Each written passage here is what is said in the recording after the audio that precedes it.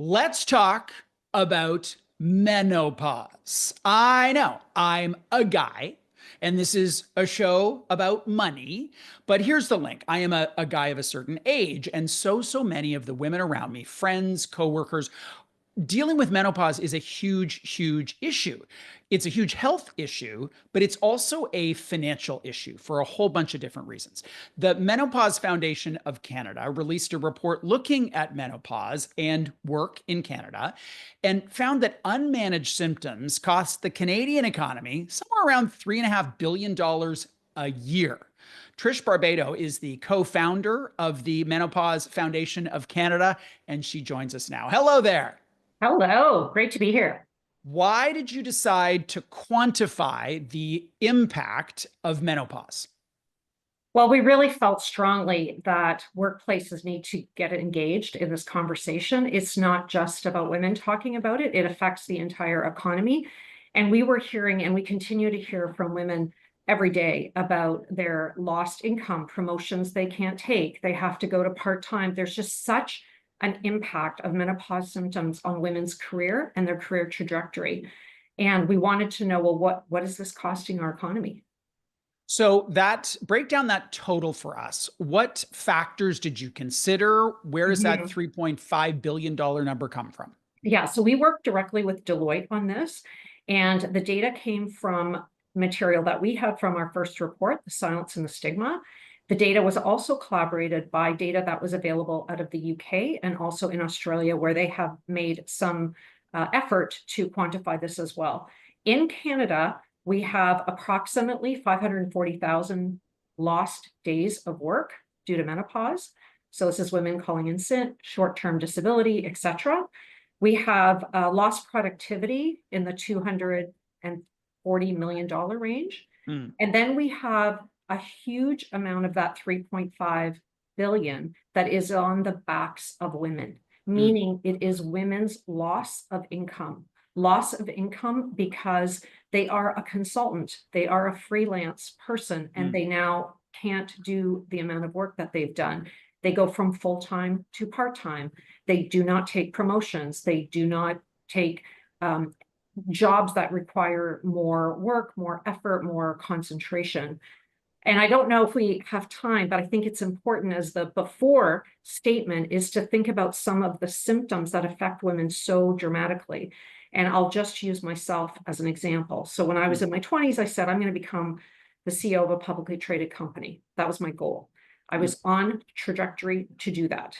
mm. What happens? I hit menopause and I have about 40 to 50 hot flashes and night sweats a day.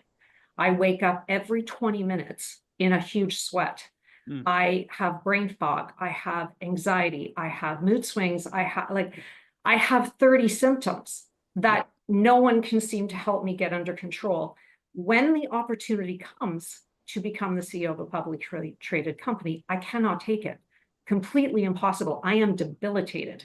Mm. So, this is like one story, but we have to remember there are 5 million women in the 40 Yeah. plus working right now, 5 million. We're a quarter of the workforce. So it's like a huge economic Yeah. financial impact that menopause has on work. And more, I hear more and more women are talking about it amongst themselves and are expressing some surprise. Like, why didn't I hear about this until now? What is this thing going on? The other financial factor is treatment. I mean, treatment isn't free. Some of it may be covered, a lot of it isn't. What are some of the interventions that women seek out and which have a real and tangible cost to them? Oh my goodness, this could go on, but I think you have to think about, we often think about women who have benefit plans. Hmm. So that's one thing. Many benefit plans do not cover all of the menopause medication or things that are helpful for women. So it's thinking about what within the plan could be adapted so that it is more accessible to women. But I think you have an entire cohort of self-employed women who do not have benefits. And so for them, all of this becomes an out-of-pocket cost. And all of these costs, like it might include pelvic floor therapy, it might include mental health services, it will include maybe hormone therapy, pharmaceutical, naturopathic. Like, I mean, there's a whole kind of spectrum of solutions that might help a woman get through this period. Mm. I am a parent. I have a 15-year-old. So puberty is a topic I know well. I also know the kind of accommodations that I needed as the primary parent to make my career and family life work. That's accepted, probably more so now than ever before in our history, as men take a stronger leadership role in their families. This one, though, is not talked about, and certainly we don't think about those sorts of accommodations. Can you give us some examples of what a menopause inclusive workplace would look like? What are some of the policies and practices that would make this just a little bit easier for women? Yeah, great question. And one of the things that the Menopause Foundation of Canada has done is launched a campaign. It's free. It allows companies to put a stake in the ground to say, yeah, we want to join this campaign. It's called Menopause Works Here. We've had over 100 employers join, including large companies like PwC and L'Oreal and many Mm. others, but also small companies. And for all of them, I would say it's a journey. No one has figured this out completely. It's like, check, I've nailed this. My company is completely menopause inclusive. It's a journey for all of us. No one was talking about menopause. Even 2 years ago, when we started this foundation, there was nothing going on. We couldn't pitch a story to anybody. Nobody wanted to talk about it. So we've had more activity in the last 6 months than the last 2,000 years on this topic, which is Wow. fantastic. So in terms of what employers can do, very simple steps, not a heavy financial lift. We're talking about education.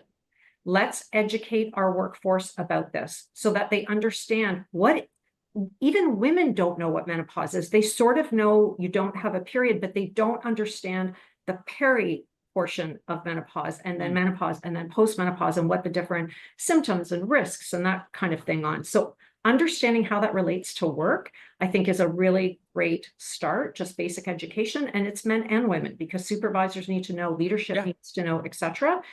Looking at policies, another very practical aspect.